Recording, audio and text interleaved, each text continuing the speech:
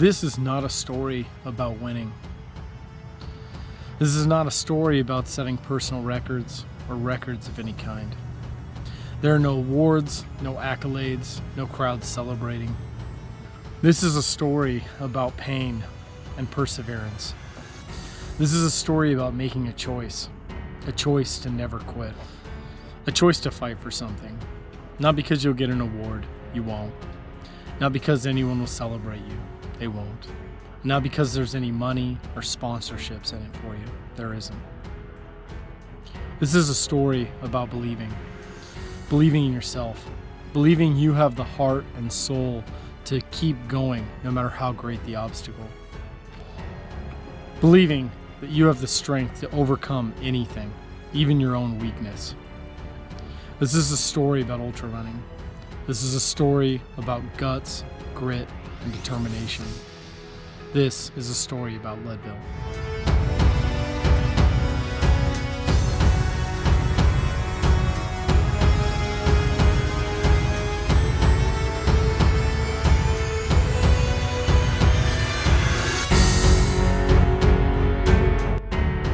Coming into Leadville for 2019 is going to be my third time attempting this race.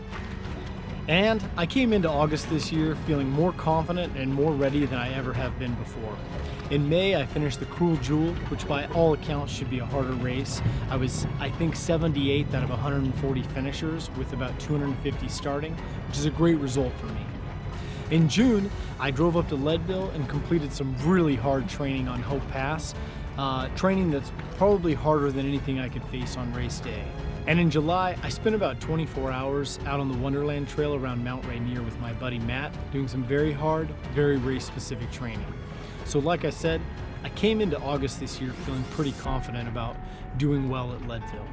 Not one small part of me thought that there was even a chance I wouldn't finish this race. The goal was to go under 25 hours, but my expectations were realistic, and I knew that if all I could do was finish under 30 hours and beat my previous time, I'd be happy with that. But elevation can do crazy things to your body. And for me, I was about to face more suffering than I knew I could. And if I was going to finish this race this year, I was going to have to come toe-to-toe with pain, difficulty, and suffering, and say out loud, I won't quit. But we'll come back to that. For now, let's turn it over to pre-race day Mike. Take it away. All right, so it's Friday the 16th, and we were just walking up to the high school to go to the pre-race meeting. Isaac, how you doing, man? I guess I'm alright. It's good. See, everybody's here early. I've got my man Isaac here who's going to pass out Chafee's samples to everyone. Nice. We're going to prove it to you tomorrow. When the going gets tough, and by God, it's going to get tough. When the lungs are done, when your quads are burning and your head can't think, I'm going to ask you to do something for Kid and Mary Lee. I'm going to ask you to do something for you. Dig deep. That's why I want to ask you right now for a total commitment. Commitment, that one thing, if you will commit at the starting line, when I fire that gun to go, if you have total commitment and you commit not to quit, we'll see you at the finish line. Will you commit? Woo! Will you give us this promise? I commit, I won't quit. I commit, I won't quit. From the heart, would you? I commit. I commit. Let's stand up and say that, would you? I commit, I won't quit. I commit, I won't quit. Apparently, Cole, we're going to see everyone on Sunday, Miller, and say we'll see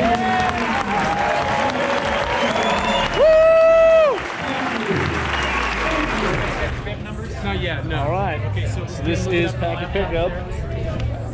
Whoop, whoop. Okay, so got the drop bag set up, version 2.0, and we were able to get these nice clear GU goo drop bags over at the Race Expo. Because I forgot my Solomon flasks, Rachel found these orange mud soft flasks that have a little bit of a straw in them. and I'm going to be using those for the first time tomorrow. Got my trusty S-Labs. There's my number. Just wearing a normal t-shirt, tech shirt. I like to cut the middle down because it makes me breathe easier. And then let's see. Okay, so this is my May Queen bag. I've got sunscreen because the sun will be coming up. A couple of these Starbucks drinks, one for the way out and one for the way in. I was going to try to hold off on caffeine later this year, but just didn't work out. And then I've got a cup protecting some chips, sunglasses, more chips, headlamp and extra batteries for if I'm coming back through in the night, fingers crossed, and a couple of Fortifies. This is like Ensure Plus and has 350 calories in just 8 ounces, full of vitamins and everything, so I like to use those. And then those high-calorie brownies. And that's it. The other drop bags look pretty similar to that. And we're just getting set here. I'm gonna go drop these drop bags off in town. And I do have this extra bag that is all the gear that my crew, Rachel, will meet me at Twin Lakes with at 40 miles and 60 miles. And I've got this extra jacket in case it's raining, extra gloves to that have grip on them for going up and over Hope Pass or continuing through the night.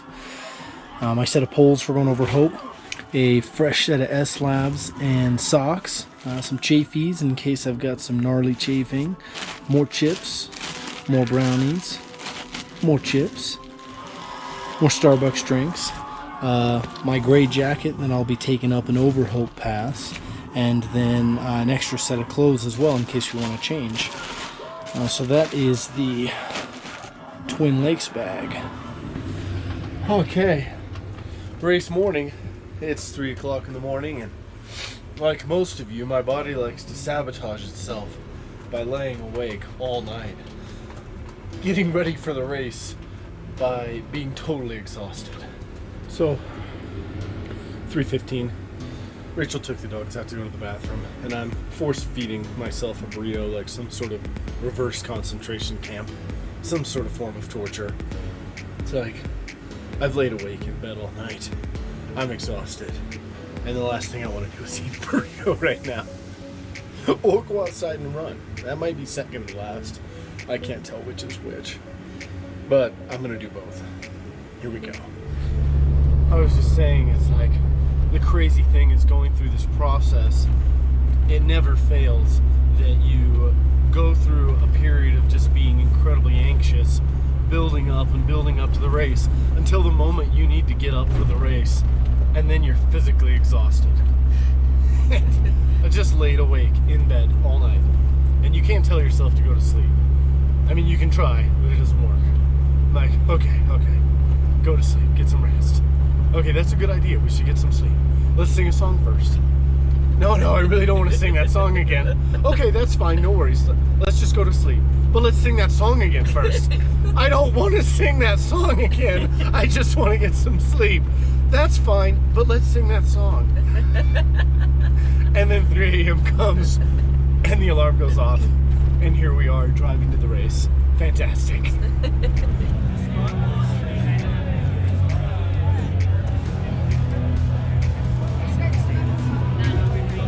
The line for the porta potties. Don't worry, the race doesn't start for 3.5 minutes. 6 minutes and counting down, runners. 6, 5, 4, 3, 2, 1. We're underway in Leadville. Yeah, go get them. So we're about half an hour in, and as the old Chinese proverb goes, men who finish Leadville follow Eric Strand. And that's Eric right there. So far so good.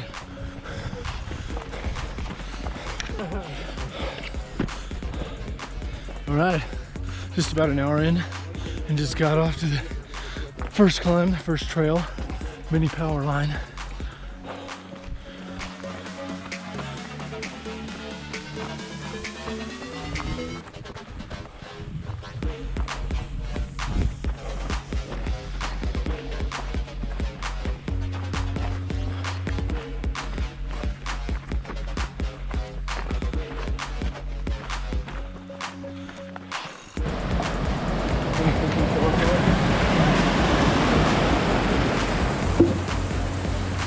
Oh, moves.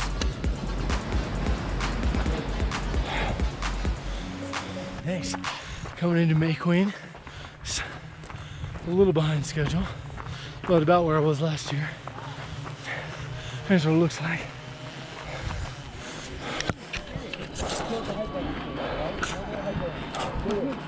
Good job, everybody. Good to see you. You need a drop bag? Yeah, thanks. 977. Pardon me. Excuse me. Water? Yeah, I do need it in my other one. You go ahead. Do hers. Okay. Pardon me. Then we'll put them away.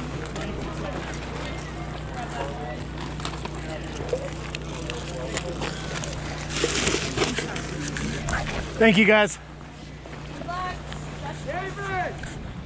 The first 13 miles to May Queen surprised me quite a bit.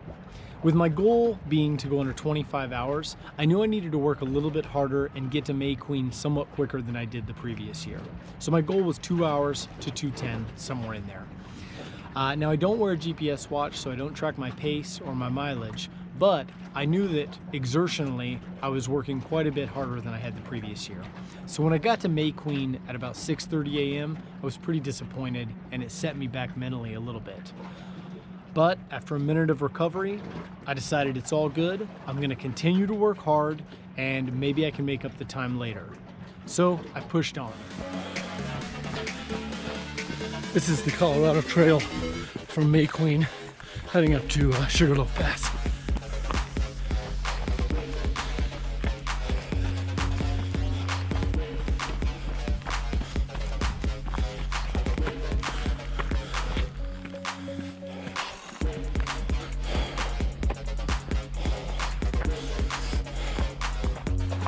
Oh, that'll make you wish you brought your poles on the first half. Whew. Great day. Yeah. Love that track. It's top of the Colorado Trail coming up to Hagerman. Nice.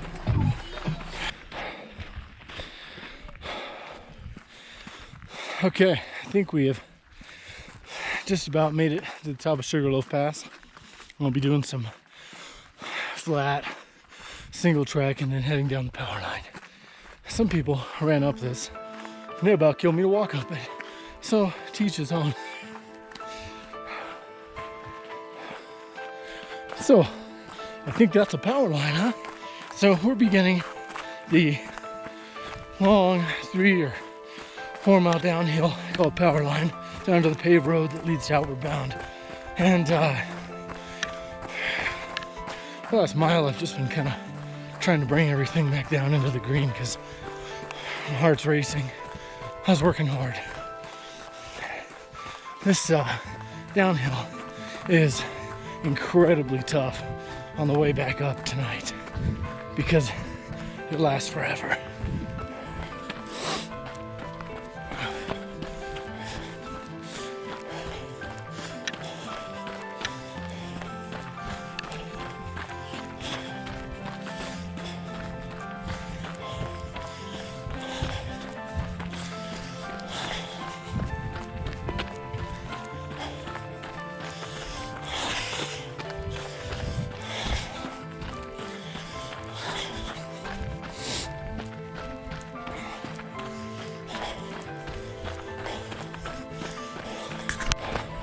Whew.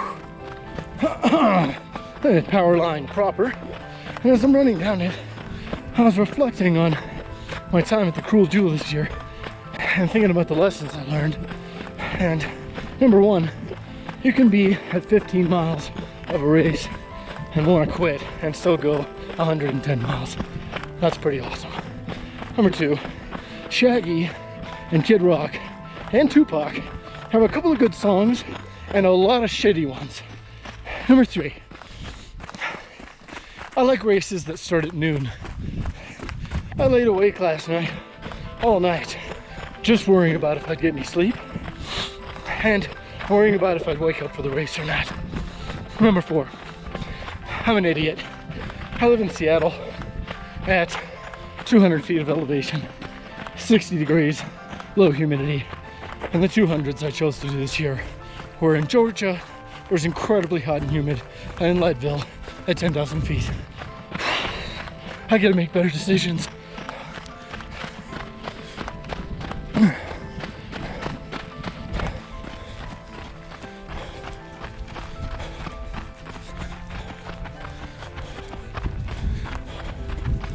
You can just see down there where we're gonna end up turning onto the paved road.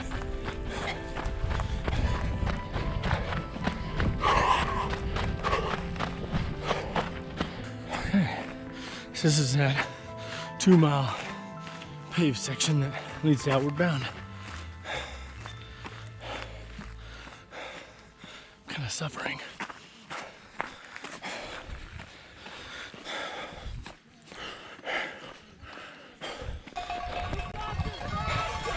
Coming into Outward Bound.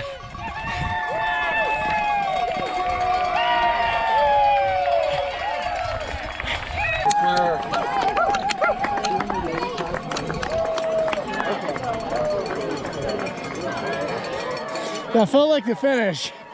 I mean, you have several more to go. It's gonna be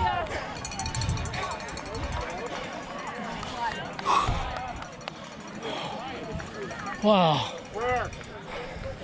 This is incredible. There's so many people here. God dang. Hey, thank you. 977? 977.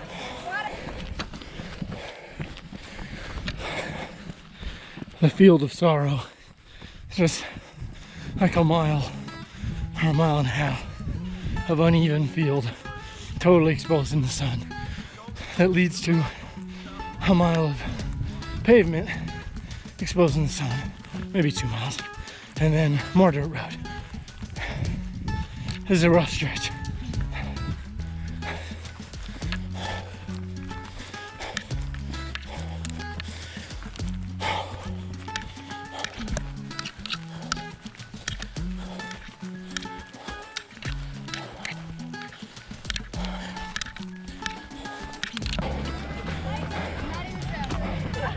All right, this is tree line.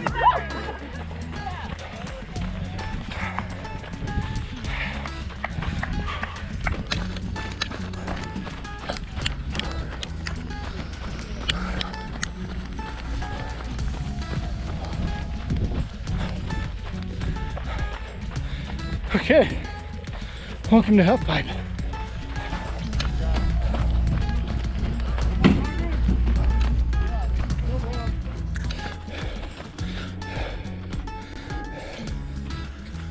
Okay, so just left Halfpipe, and it's about 8.4 miles to Twin Lakes.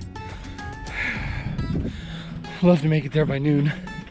Give me a really decent amount of time to do the Hope Pass double. That's the goal right now. A couple of clouds in the sky. Be nice to see some more come out. Oh man, I'm hot. So we are a couple miles outside of Twin Lakes, and I just love this view.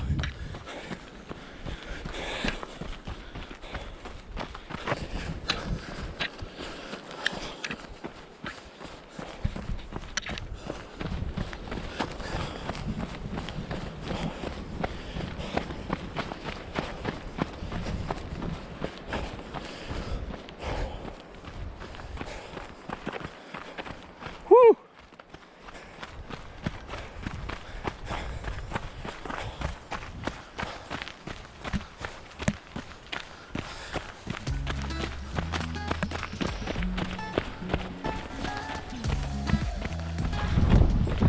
All right, coming to Twin Lakes about noon. I am about an hour off my goal time. That's too bad, but I'm about 20 minutes ahead of last year, so that's cool.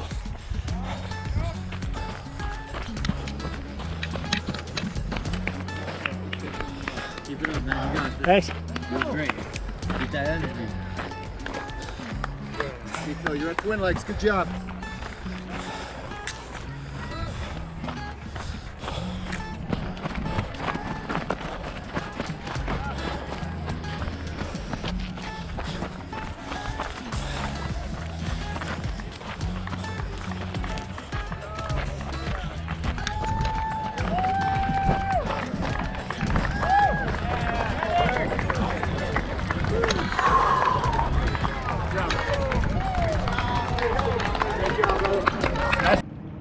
Coming into Twin Lakes at 38 miles, I was 20 minutes ahead of last year's pace. I had backed off my exertion level a little bit, was still working hard, but was feeling really good and feeling really optimistic. I saw the family, I got some hugs, and then I grabbed a chicken sandwich and started making my way across the water to begin the Hope Pass climb. There were a lot more water crossings this year due to the high snowpack, but as I crossed the water and began the Hope Pass climb, I felt confident and strong.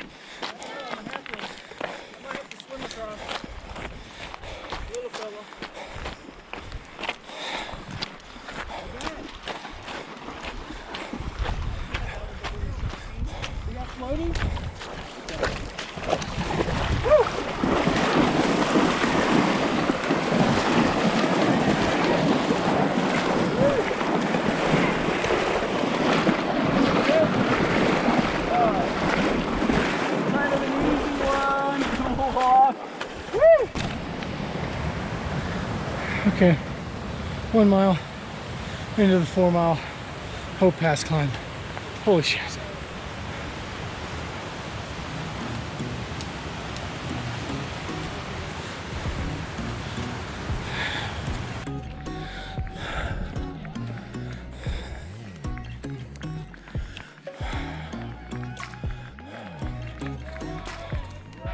Hopeless aid station.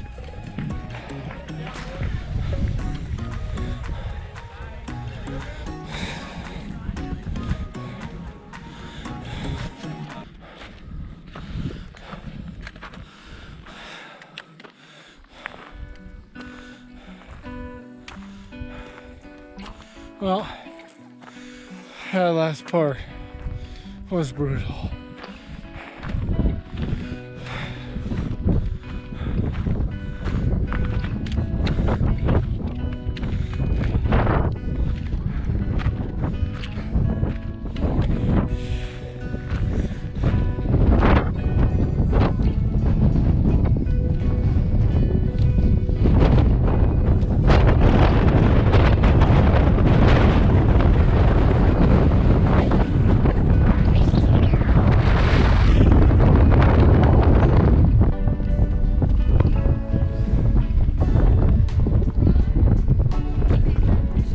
Way to go.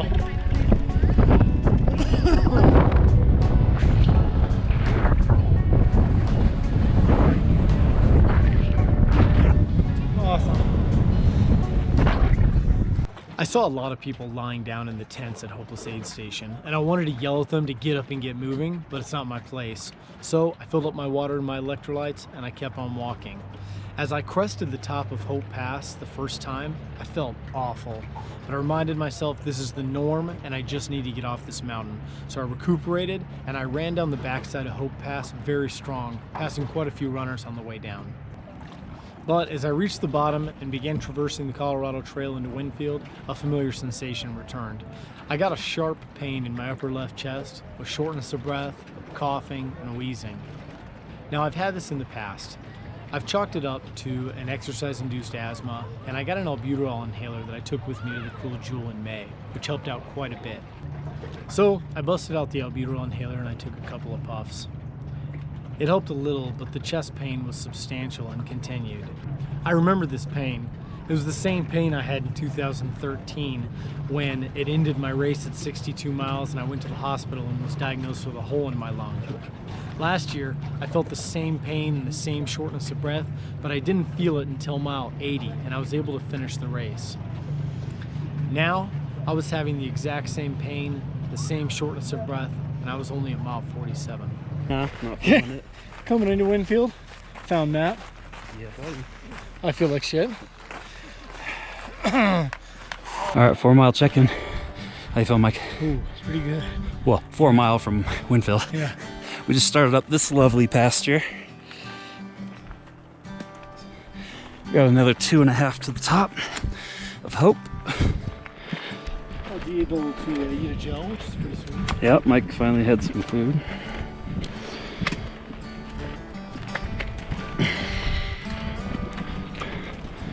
Mile and a half, 2 from the top. How you feeling, Mike? We're getting there. Sorry.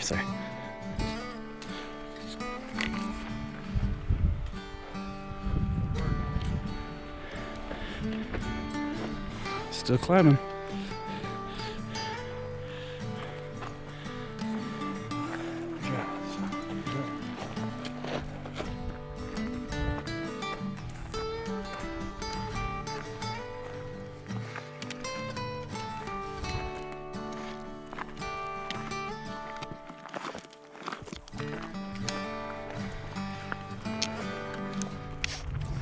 The climb back up over Hope was a struggle. I had to stop frequently to catch my breath, but probably halfway up, we saw someone else vomiting uncontrollably all over the trail, and this did make me feel better, as shitty as that sounds. So I kept moving.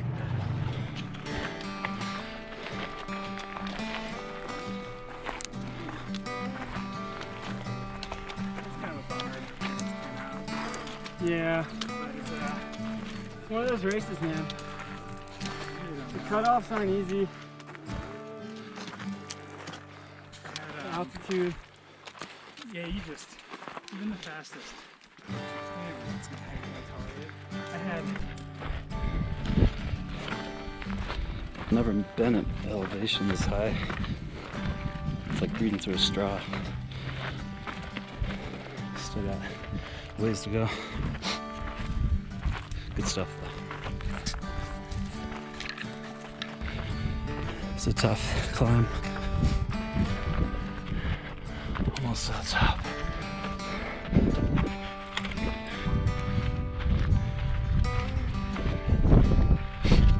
it is.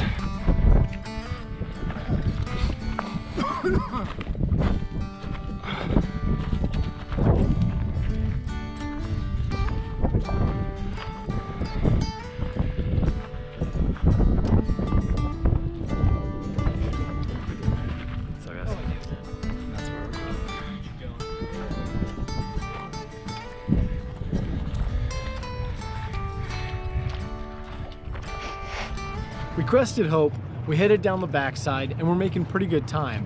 But we had to get our headlamps out probably halfway down, which made me a little nervous because last year I didn't have to get my headlamp out until I was almost at Twin Lakes. Okay. Sure. Just coming into Twin Lakes inbound. 9 o'clock. you guys. Thanks.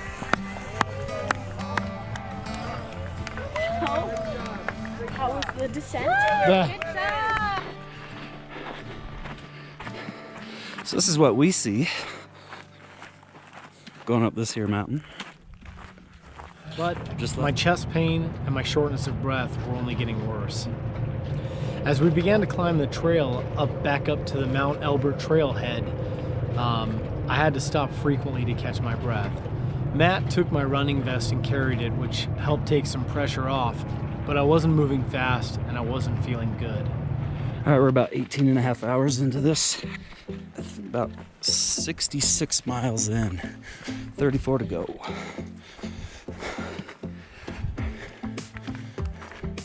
We're at the top of the next climb. What's this aid station, Mike? This one? Yep.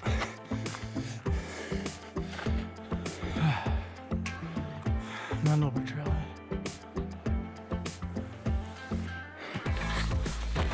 So we were in and out of that one pretty quick. A couple minutes. Swap out some headlight batteries. We got some a lot of downhill coming up, so hopefully we can get some jogging in before we go up another major climb. So we'll check in.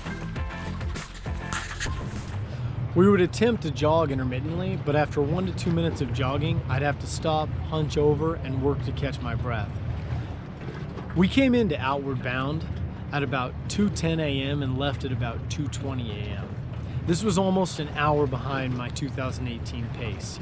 And in 2018, I made it to May Queen at 6:20 a.m., only 10 minutes before the cutoff. To say this was nagging on my mind is an understatement. We gathered our things, we got out of Outward Bound, we hiked as quickly as we could up the road towards the climb up Powerline. All right, Mike and I just left Outward Bound, about a half mile back, and we are headed up Sugarloaf Pass. We got 11 miles to go and about 4 hours before the cutoff. When I got to Powerline, I worked as hard as I could and pushed up that hill and ended up making better time than I did in 2018. All right, we're just now heading up Sugarloaf. This is gonna be the last big climb of the day.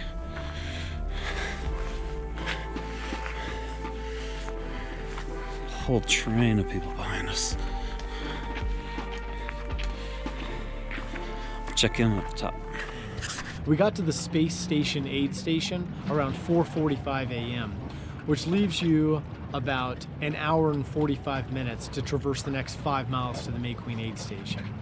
But when I got to Space Station, things were not going well. I began vomiting, and I had a fullness in my neck and a pain in my neck and chest that I knew were pretty serious. All I could do was put my head down and push. I hadn't even considered the fact that I might not finish this race until this moment, and I was angry. I was angry with myself, I was angry with Leadville, I was angry with my lungs. I was just angry, but there was nothing I could do but push forward, and the anger helped push me forward.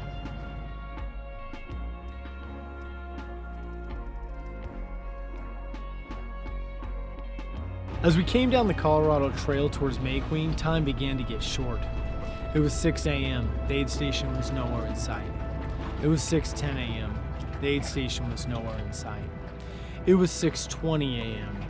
and a volunteer or a crew member for someone else was walking up the trail, and he said, "Just keep pushing, guys, 1 more mile to the aid station." Now this crushed me because it was 6:20. I was moving maybe 17 minutes a mile, and that was really pushing it.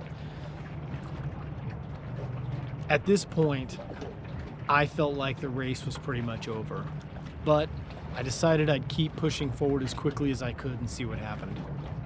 6:25, we rounded a bend and the May Queen aid station came into sight.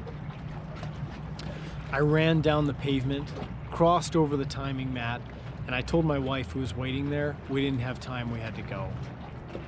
Now, my wife was excited to pace the last 13 miles, and she was confident and positive, but she didn't know what I knew. Things were deteriorating fast, and at the pace I was moving and the level of exertion I was at, I was pretty confident that there was no chance I was getting to the finish line before 10 a.m. But we pushed forward. And the further we moved from the May Queen aid station, the more sure I became that there was no way I was finishing this thing before 10 a.m.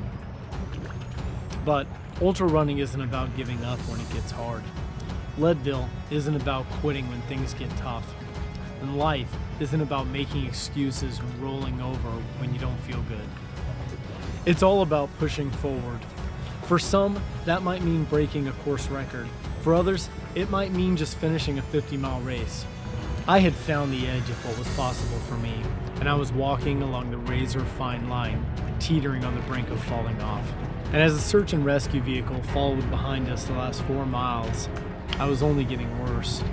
I was forced to stop every 5 to 10 yards, hunch over and attempt to catch my breath, coughing, wheezing, spitting, and clutching at my chest. but I wouldn't give up. Slowly, we made our way back into town, and I knew there would be no belt buckle, no awards, nothing of extrinsic value would be given to me for finishing this. No one might ever even know what I had just done. Not truly, except for me. When I finished, I sat down and I wept. I cried hard and I cried for a long time, and I'm not sure if I was crying because I was disappointed in the result, if I was sad at what I had put my body through, if I was proud at what I had accomplished, or if I was just relieved that it was over. But either way, it was over, and it was my story. A story about ultra running. It was a story about guts, grit, and determination. This is a story about Leadville. It was a story about Leadville.